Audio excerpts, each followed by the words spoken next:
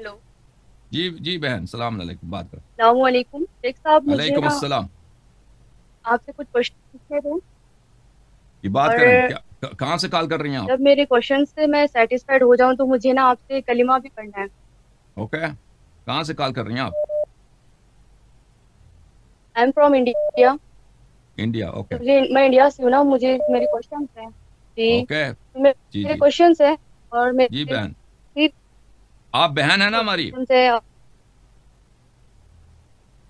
ये है कि आज हमारे यहाँ पे इंडिया में ना 10 रमदान है, यानी यौम खदीजतुल कुबरा सलामुल्लाह अलैह मनाया जा रहा है। तो मैंने वहाँ पर खुतबा सुना था उनके निकाह का। ہوں، तो जो उनका निकाह का खुतबा था उसमें मैंने ये सुना कि वो खुतबा हजरत अबू तालिब ने दिया था, निकाह का खुतबा। तो मुझे उस جی ہاں खुतबे के मुतालिक भी जानना था और उसकी तफसील जाननी थी, क्योंकि अबू तालिब के ईमान को लेकर जब सवाल किया जाता है तो उस खुतबे में उन्होंने मेंशन किया कि हम हजरत इब्राहिम के दीन पर है ना। جی ये मेरा بالکل۔ पहला क्वेश्चन था जी। और मेरा सेकंड क्वेश्चन ये था कि अगर कोई भी जो कन्वर्ट हो रहे हैं या न्यू मुस्लिम जो बन रहे हैं, वो आने के बाद जब हमारे एटमॉस्फेयर को, एनवायरनमेंट को देखते हैं ना, तो वो बहुत ज़्यादा कंफ्यूज हो जाते हैं कि इतने सारे यहाँ पे कैटेगरीज हैं, तो हम किसको फॉलो करें, किधर जाएं। मैं रैंडमली एक क्वेश्चन ये पूछना चाहती हूँ कि अगर इंसान को अपने ईमान को कंप्लीट करना है, मुकम्मल करना है, तो ہوں، उसके बेसिक्स क्या है, यानी ज़रूरियात दीन क्या है जो ईमान को मुकम्मल करें।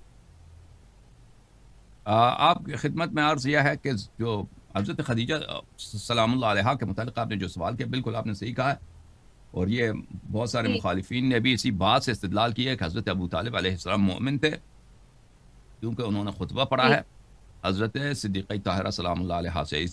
ان کی ایک کتاب ہے، یہ مولوی طاہر قادری صاحب ہیں، ایمان ابو طالب علیہ السلام پہ ان کی کتاب ہے۔ تو جن باتوں سے وہ استدلال کرتے ہیں ان میں سے یہی ایک استدلال ہے کہ حضرت خدیجہ کبریٰ سلام اللہ علیہ کا جو نکاح انہوں نے پڑھا ہے، اور اس میں نکاح کے صیغے میں، اس نکاح کے الفاظ میں ان کا ذکر ہے کہ ہم حضرت ابراہیم علیہ السلام کے دین پر ہیں۔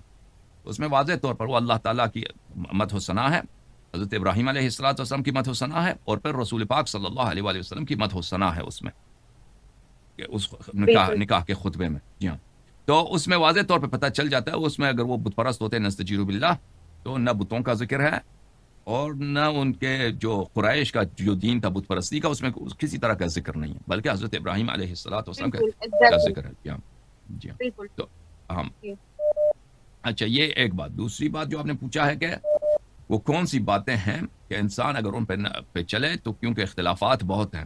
دیکھیں، اس کا حل رسول پاک صلی اللہ علیہ وآلہ وسلم نے بتایا اپنے وفات سے پہلے۔ انہوں نے جو حج کیا ہے، انہوں نے حج کے دوران، یعنی حج کے جو مناسک ہیں اس کے دوران، انہوں نے اپنے خطبے میں عرفہ میں، جب وہ اونٹنی پہ سوار تھے، کیونکہ لوگ اتنے زیادہ ہیں کہ وہاں پہ اونٹنی پہ سوار ہو کر انہوں نے خطبہ دیا ہے۔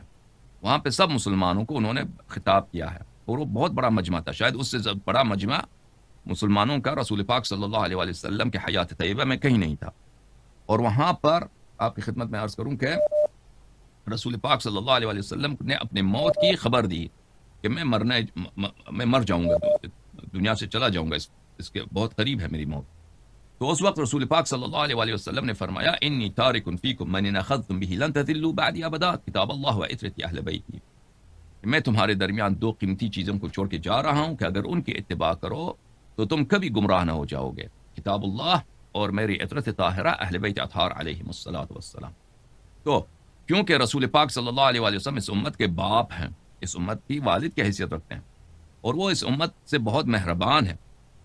وہ بالمؤمنین رؤوف الرحیم، قرآن مجید کا فرمان ہے کہ وہ مومنین سے بہت رافت رکھتے ہیں، بہت رحمت ہیں، بہت ہی مہربان ہیں۔ تو ان کو پتا ہے کہ ان کے بعد، انہوں نے خود بھی خبر دی کہ امت 73 فرقوں میں بٹے گی، سب جہنمی ہو جائیں گے سوائے ایک فرقے کے۔ تو مختلف امت میں بدعتیں آ جائیں گی، امت میں گمراہیاں آ جائیں گے۔ تو ان باتوں میں ایک عام مسلمان 1000 سال کے بعد، 1400 سال کے بعد، 2000، 10,000 سال کے بعد، رسول پاک صلی اللہ علیہ وسلم کے بعد، کیونکہ دوسرا کوئی نبی نہیں آنا ہے، تو وہ ان مختلف اختلافات میں، ان متعدد اختلافات میں، وہ اس کو کنفیوژن کس طرح اس کا دور ہو۔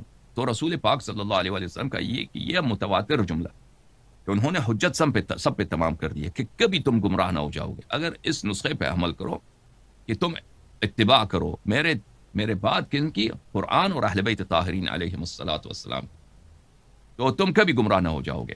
تو رسول پاک صلی اللہ علیہ وسلم نے طریقہ کار بتا دیا۔ اس لیے یہاں کیونکہ مسلمانوں میں اختلاف بہت زیادہ ہے، ہر بات میں اختلاف ہے، یعنی اللہ سے شروع کریں، اللہ کی صفات سے، اور اس کے بعد ہر مسئلے پر، فروعات میں، اخلاقیات، ہر مسئلے پہ اختلاف ہے مسلمانوں، اور ایک دوسرے کی تکفیر اور ایک دوسرے کا قتل و غارت جو مسلمان کرتے ہیں وہ کوئی یہود و نصارہ نہیں کرتے۔ تو اس لیے میری محترم بہن، یہاں پر ان مختلف اقوال میں، مختلف عقائد میں، مختلف سیکٹس میں، یہاں ہر مسئلے پہ متعدد اقوال میں یہاں اور مختلف مفاہیم میں ہم کس راستے کو پکڑ لیں، تو ہمیں اہل بیت طاہرین علیہم الصلاۃ والسلام کا راستہ پکڑنا ہوگا۔ اہل بیت طاہرین علیہم السلام نے جو فرمایا ہے وہ حق ہے، اہل بیت طاہرین علیہم الصلاۃ والسلام نے جو بیان کیا ہے وہ حق ہے، اس کی اتباع کرنا ہے۔ قرآن مجید حق ہے، اہل بیت علیہ السلام حق ہے، لیکن اکثر مطالب جو ہیں قرآن مجید میں تفصیل کے ساتھ نہیں ہے، وہ اختصار کے ساتھ ہے، اس میں اشارات ہیں، کنایات ہیں، اور اکثر آیات بھی قرآن مجید کی وہ مختلف تفاسیر ہو سکتی ہیں، تو قرآن کی تفسیر بھی ہم نے اہل بیت علیہ السلام سے لینی ہے۔ اگر ہم یہ کام کریں، ہر مسلمان کی نیت یہ ہو کہ ہم جو بھی مسائل ہیں دین کے، کیونکہ مجھے نہیں آتے سب مسائل، لیکن میں یا اللہ یا میرے رب، میرا کوشش یہی ہے کہ ہر مسئلے پر میری نیت یہی ہے کہ میں اہل بیت علیہ الصلاۃ والسلام کی اتباع کروں گا یا اتباع کروں گی، تو وہ قطعاً اہل نجات میں سے ہے، کیونکہ رسول پاک صلی اللہ علیہ وسلم کا وعدہ ہے کہ ہرگز گمراہ نہ ہو جاؤ گے جب تک تم ان کی اتباع کرو گے۔ ٹھیک ہے میری بہن؟ جی جی بالکل، جزاک اوکے، اور اللہ۔ مزید سوال ہے؟ میرا تھرڈ کوشچن یہ تھا کہ جو حضرت والد کے متعلق مجھے جاننا تھا۔ کن کے والد کے متعلق؟ عمر۔ عمر کے والد کے متعلق کیا عرض کروں، خطاب کے متعلق جی جی بالکل، ان کے وہی متعلق کے بتاتے ہیں کہ حالات یہ زندگی اتنے نہیں معلوم، وہ اسلام پہ تو نہیں مرے، وہ شرک کی حالت میں مرے۔ عمر بن خطاب کے والد جو خطاب ہیں، اور ان کی جو نسب ہے اس میں بھی بہت ابہام ہے، بلکہ بہت ساری ایسی باتیں ہیں جو ابھی وہ کہنے کا وقت نہیں ہے۔ ابھی ان کے حالات زندگی مخالفین کے کتب میں بہت واضح نہیں ہے۔ وہ ایک فقیر آدمی تھا، غریب آدمی تھا، مکے میں رہتا تھا۔ وہ عمر خود کہتے ہیں کہ وہ بہت سخت آدمی تھا، عمر کو مارتا تھا۔ عمر جب چھوٹا تھا عمر کو بہت اس کو مارتا تھا، اور عمر سے کام بہت کراتا تھا۔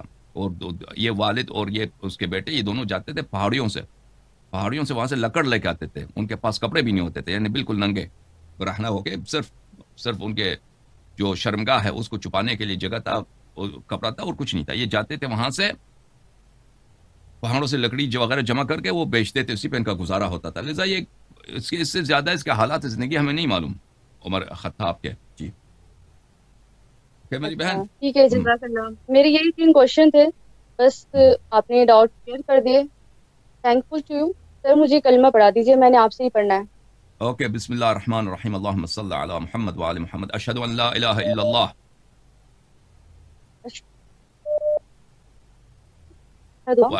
واشہد ان لا الہ الا اللہ واشہد ان لا الہ الا اللہ واشہد ان محمدا عبدہ ورسولہ واشہد ان محمدا عبدہ ورسولہ واشہد ان فاطمة الزہراء واشہد ان فاطمۃ الزہراء سیدۃ نساء العالمین سیدۃ النساء العالمین واشہد ان علیا